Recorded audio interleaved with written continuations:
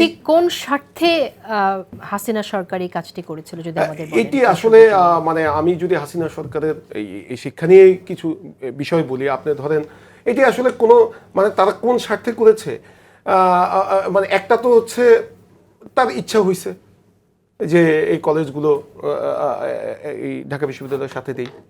আবার এখানে আবার তৎকালীন যে উপাচার্য ছিলেন ঢাকা বিশ্ববিদ্যালয় এবং জাতীয় বিশ্ববিদ্যালয়, তাদের মধ্যে দীর্ঘদিনের দ্বন্দ্ব চলছিল। কারণ 2009-এর পরে তারা প্রত্যেকেই ঢাকা বিশ্ববিদ্যালয়ের উপাচার্য প্রার্থী ছিল। তারা একজন হয়েছে, আরেকজন প্রভিসি হয়েছে, আরেকজন ট্রেজারার হয়েছে।